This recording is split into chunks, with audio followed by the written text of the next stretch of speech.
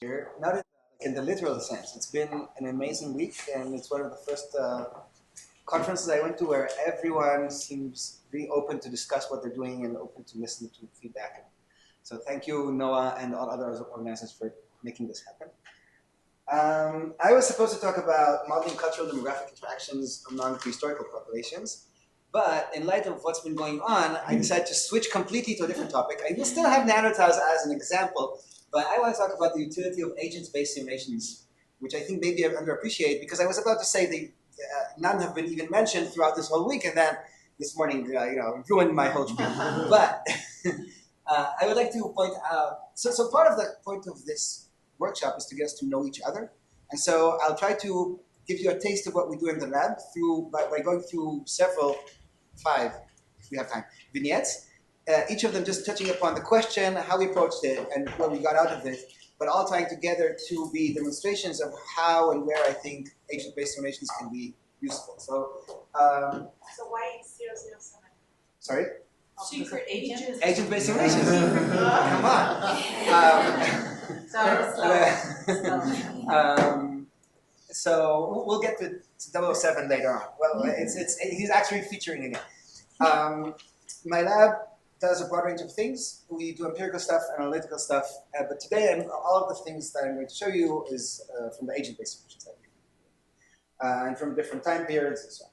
So I'll start with even profound question that I'm trying to throw out. What are we all about? I think we're not all about techniques. We're not about specific biological questions.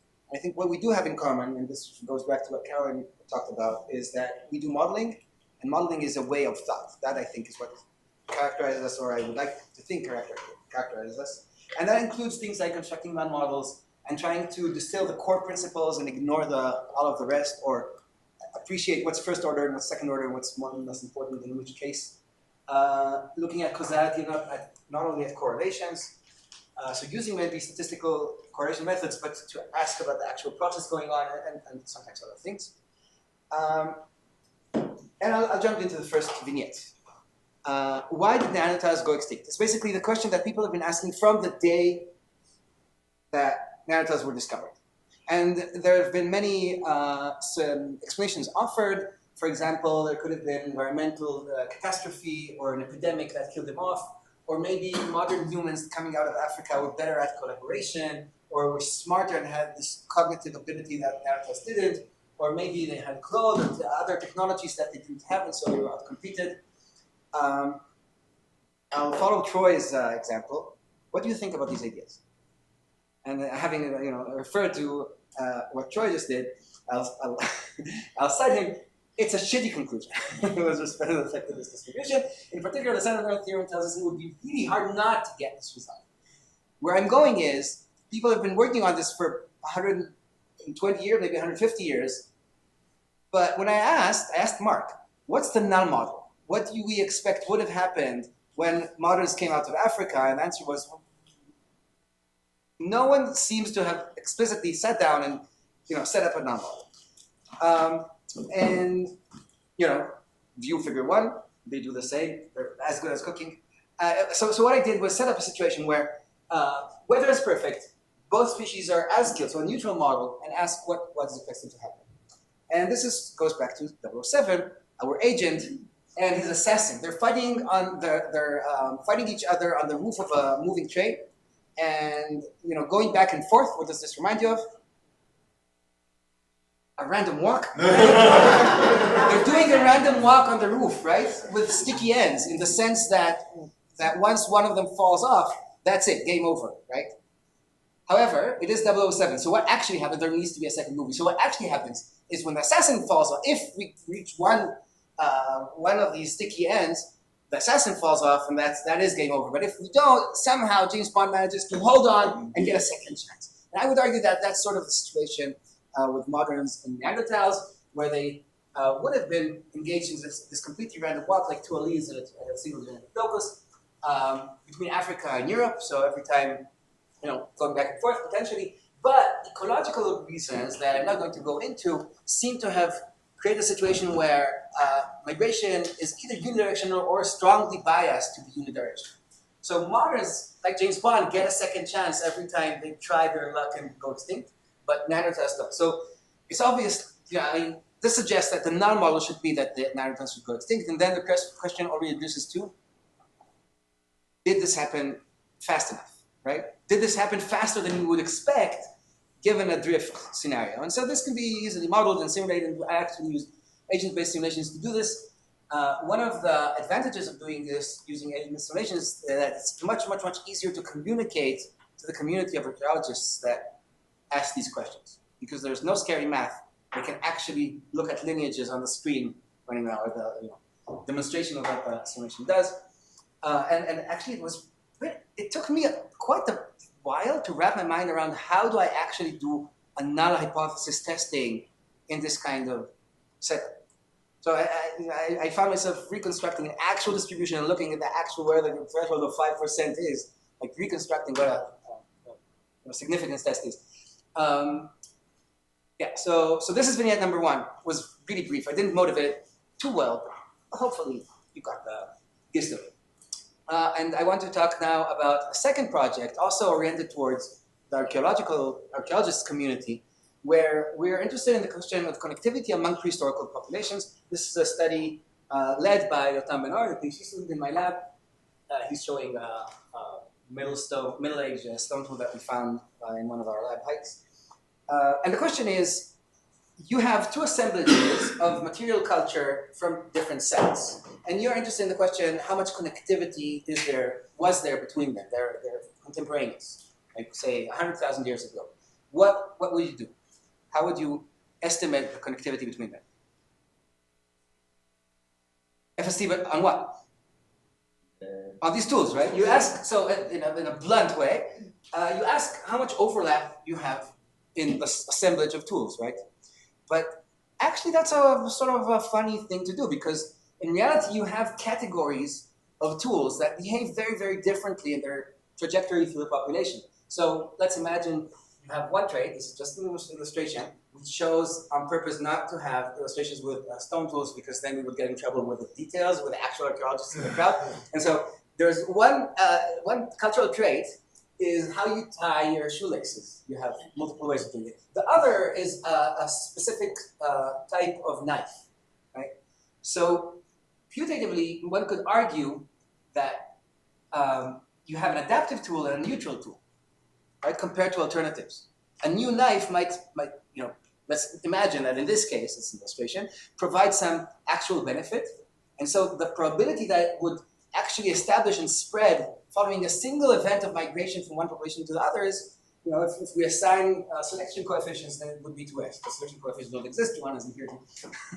I'll use it despite the fact that it don't exist. But you can imagine that from the perspective of this knife, there's full connectivity among populations, even if there's just one migrant per generation. However, for this neutral trait, probability of spreading to another population is super low if populations are reasonably sized. Right? And so when we're looking at this bag of all of the traits that the populations share, we're looking at actually 2 very different categories, or maybe it's a spectrum, right? Like maybe the dichotomous distinction, but doesn't necessarily have to be like that. And this isn't even, it's embarrassing to call it a model, but we can simulate this really easily to demonstrate this idea and show that neutral alleles basically barely spread in the same conditions. The only difference is the selection coefficient, whereas selective traits, or traits that have selection coefficient, which is not nearly neutral, spread, and you have sweeps, we have everything you know. And so we demonstrate this really nicely. And this should have implications for how archaeologists think about their data and how they analyze connectivity populations. So this was interesting. We presented it last year at the annual conference of the Prehistorical Society in Israel, which is pretty significant. It's like there were 150 people in the audience. I was really scared how they would accept this, but it was accepted with great enthusiasm. I was really surprised. It was super positive. So it seems like we have things to offer to this community by bringing what seems to be completely trivial to everyone in the room and applying it to the kind of data that it is. And doing it with these visual illustrations, again, was really helpful. Skipping to vignette 3 and 4. another reason to carry out agent-based simulations is that it really forces you to understand, and it forces you to make decisions. You need to implement something. You need to decide how you make the decision. And so I'll start with the question: what's the strongest semi-implicit assumption? Maybe not. It is known, but it's often forgotten assumption in the right-Fisher model. In your opinion, there are many assumptions. Each of us can like one the most. That could be one, but actually that's one well acknowledged, right? It's glaringly obvious that that's a difference from reality. I would think that the most implicit assumption that it's easy to miss is that there's proportional selection, right? The number of offspring you have is proportional to the payoff you gain, your fitness, the payoff you gain. But actually, reality is probably way more like this, right? So if this is the payoff you gain throughout your life, say you do many foraging bouts, and you have to then translate them to offspring. So below a certain number of successful foraging bouts, you won't reproduce at all, right? At the other edge, above some limits, it won't help you to get more food because you're so fat that you have nothing to do with it. And so in between, it needs to be some sigmoidal. And if it's this way, that actually has huge implications for anything that has to do with noise and variance, right? Risk-taking. Let's go to an even more extreme scenario. Oh yeah, so I did this. I studied how monsters make decisions. And risk-taking in green monsters, they became yellow in this presentation, and with huge implications. I'll talk about that in a moment. What would the fitness function look like for an ibex? You want to be faster than the predators, but once you're faster than the predators, be even faster. So that's one important thing. But the other, you think about viability selection. But with respect to reproductive success, there's going to be one male which is going to have a harem of females, maybe 12 females. And there are going to be a bunch of young males that won't. So it's a winner takes all. And so effectively the fitness function is just a truncation selection function, with only the, say, 10% best performing individuals reproducing, which would have huge implications for these monsters' risk-taking decisions, right? And effectively you can get any result you want, or any result across the board can be what we expect would occur depending on the structure of these fitness functions, what we often don't discuss at all. So this has implications far beyond risk-taking, right? Any kind of noise is implicitly risk-taking. Any kind of anything that eventually feeds into reproductive success and is noisy will eventually. So this suggests that there might be a pretty large group of cases that we think are sort of solved and could benefit from revisiting. Another advantage that we have in agent-based simulations is that it allows easy comparison between alternatives. So if I were to set up a mathematical model for each of these fitness functions, I would need a different approximation. It's even just characterizing them. I can't just draw by hand something or come up with a bunch of points that are not. I don't know how they're described mathematically and implement it. But here I can. So at least as a first step, I would argue that this can provide quite a lot of intuition about what's going on before doing any heavy lifting of analytical solution strength. And also you can track, the fate of single lineages sometimes helps you get an intuition about what's actually happening behind the scenes under the hood. Via number 4. How am I doing on time? Oh, there's nobody on that. How would you model migration? Imagine a situation. This is a preprint. Imagine a situation where we have this grid of sites. The green sites are nature reserves. These are parking lots, the black ones. Okay, nothing can live there. And then you have these questionable sites that are artificial, and we can set them up or decide not to. But this is a real decision-making problem that the wildlife authorities in Israel have. We can set up artificial sites that might act as a seasonal pond and allow reproduction of these toads or these newts, or we cannot. Why wouldn't we create them? Because we're worried that they might be in an ecological trap, a situation where the site emits the cues of a high-value site, attracts individuals who try to reproduce there, but then it fails. For example, it drains too early, or it accumulates pollution because it's near to roads, things like that. And the question I wanted to ask in the study is which species would be more at risk from such sites, or in which species might actually benefit from them. And the assumption is that even bad sites, once every 10 years, there's a year with lots of rain, and then the toads can reproduce there, or once every 5 years. But the question is, are the toads going to overall benefit from this or not? And are the newts going to overall benefit from it or not? What's the difference between newts and toads in this context? That each toad in Israel, we have the banded newt and we have the green frog, each batch of eggs has like 8,000 eggs in it versus between 20 and 50 eggs. These are the tadpoles, but between 20 and 50 eggs per female in the newts. So they are selected to different extents. And we also compare to four offspring. What do you think intuitively? What do you think would the result be? Like which species would suffer more or potentially benefit more from addition of artificial sites that are sometimes okay but sometimes terrible? Why? If it's successful, it has more offspring and the other ones suffer. Exactly. So in more ecological terms, these sites are going to reach carrying capacity regardless, right? One pair of toads reproducing there, demographically, let's put the genetic diversity aside for a moment. I'll get to it in the second moment. But demographically, at least, each of these will reach carrying capacity even if just one pair of toads reproduces there. Even if we lose hundreds of toads to these bad sites or intermediate value sites, it's still fine. Whereas if we're a case-selected species with only 4 offspring, losing potential reproductive success to these bad sites is terrible. And we can, it has some nonlinear things going on, and this is for the highly fecund species, this is for the case-selected species with low fecundity, and these are the population size as a function of how many potential ecological traps we have, and the fraction of good years. So fundamentally, you see that the case-selected species does well only if all of the years are good. Effectively, if the artificial sites are never ecological traps. Otherwise, it actually is at risk because of this manipulation that we did.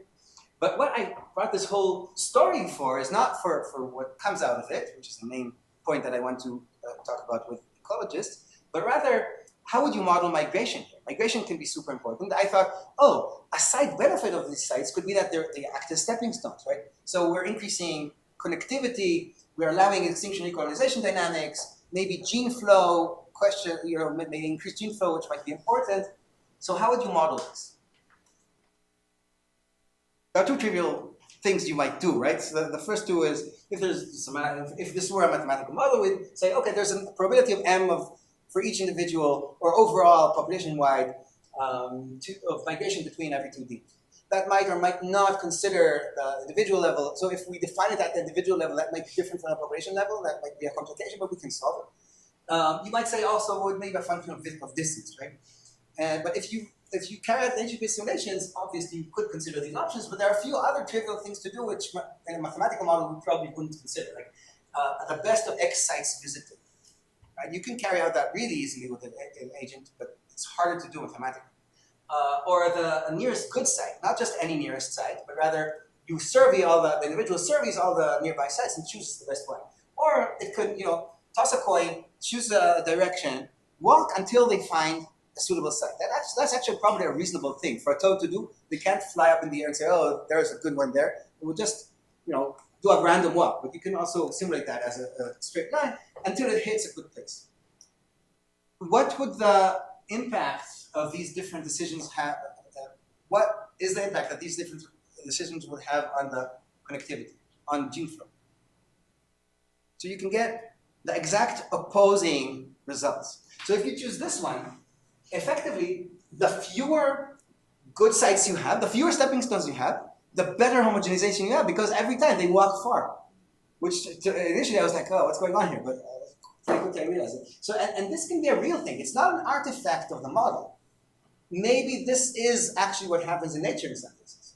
So having to implement this helped me realize that the devil in the details, and the details really matter in some of these cases. Qualitatively, it can lead to the exactly opposite result. So yeah, these are the spices we all talk about. I love it that this term became a thing. And they make a difference between sort of bland food and all the rest. and, um, and simulating them in this way allows you to play around and explore much more. So again, as a first step, I would encourage everyone to do this kind of thing, if it's possible. If we have, surprisingly, we have time. I've been talking very fast. So I want to present a study that's still in progress. Timo Topper is leading it. I recently discussed this a lot with Yoav and Gili. And it has to do with the question of accumulation of the deleterious alleles, and the assertion that I want to make that it may be reduced compared to what we would think in highly fecund species compared to, again, we're going to this R-selected versus K-selected species distinction. It's not, so deleterious alleles immediately invokes the definition of deleterious alleles that is used in a Wright-Fisher model, and it's not necessarily what we mean. What I mean is simply that if I'm looking at two individuals, one with one allele and the other with a second allele, they have a different probability of survival to adulthood. So it's deleterious, but not in without all of the carry-on stuff that's already accumulated to this term in the context of the Wright-Fisher model. And here's a time for a shout out for crayfish, an amazing pet, and also for child labor and research. As long as you don't release it in a place where it's not supposed to be, it becomes invasive. So also a great model system for invasive species. We just have a bunch of these happening in parallel, seeded separately in Israel. It's like a perfect setup for a study. It's a terrible conservation issue, but a perfect setup for a study. So the model is super simple. We have initial population with two alleles, and then we have this process of reproduction of, let's say, toads, and each of them has X offspring per adult, and then there's a pool of offspring of NX individuals, and selection occurs. We end up with a population of the same size, right? So steady state population size. And the question is, how does the accumulation of such deleterious alleles that change your probability of reaching adulthood change as a function of X? So I will compare one species that has 10 offspring per individual to 10,000, right? I won't be looking at X equals 1 because what happens? There's no selection because there's no overproduction, right? So going back to Darwin, it's necessary for adaptive evolution to occur. We need variation in the population and overproduction. And we go back and forth. And so how do we carry out this? How do we carry out the selection in this step? Might actually matter, right? And so if we just do Wright-Fisher sampling, we'll get no difference between as a function of X. I won't do Y, but it's very easy to see. I'll show you afterwards why. But if we ask ourselves, how does it actually happen? And I think the way it actually happens is one by one they get predated upon, right? So there's a sampling here with no return. And we end up, gradually, the population of offspring decreases until it reaches n. And n can be 1% or 0.1% of the initial pool size. So there's an interesting sampling process here, which is not captured by the standard models we use. Gili actually came up with an analytical derivation for it. But we end up with a small number of individuals that survive, and that's our population for the next step. And what we find is that there's huge dependency on X with a question with respect to how many deleterious alleles you accumulate. So this is the fixation rate on healthy. We start with a 50-50. 50% of the alleles are deleterious, 50% are healthy, and we ask how many of these reach fixation. And we get that for a population of 30 adults, for example, if we have 10 offspring per individual, we have like 66% fixation. But if we have 10,000 individuals per individual, we have a 90% chance of fixing on the proper allele. Right? Selection becomes super efficient, despite the fact that the population size hasn't changed. And that's currently usually not taken into consideration in population viability assessments, for example. Okay, so a few do's and don'ts. And with that, I think we'll finish. I want to cite Daniel for saying, wait, is it the upside down A or the backwards E, right? So models, I think, are more about there exists cases. So going back to Caroline's definitions, it's more of a proof of concept than a proof of actual what happens. And they're super important and useful for null models, for example, but they're not very good or they're not sufficient to say this is what happens. And this goes to the last point I want to make here. We need a very modest interpretation of our models, not only the agent-based one, all of them. And they need to be validated and sort of do lots of sanity checks about whether what we actually get eventually really makes sense, and can we come up with tests that will validate that. We need to, the worst thing to do when you're doing agent-based modeling is to toss in all of the things you think might be going on, because then you lose tractability. Is completely garbage in, garbage out. The number of papers I review that are like that is ridiculous. So never do that. Try to really distill the principles and put in only them, or add on the rest of the stuff later, okay? So the important spices first, the secondary spices later. Thank you very much. I'd like to thank my lab. I have a great group doing a broad range of things, and wonderful collaborators, and I'm thanking you for listening. Thanks a lot. So while Khalid is sitting up, I think what you're trying to say on that last summary slide is that agent-based simulations used in the way that people use other kinds of models is a productive enterprise, but it's kind of the opposite of how agent-based simulations have usually been sold, which is as a way to include everything that you could possibly think of in the model. I totally agree. So we need to so it's like walk agent-based away from simulations that. Yes. in the style of this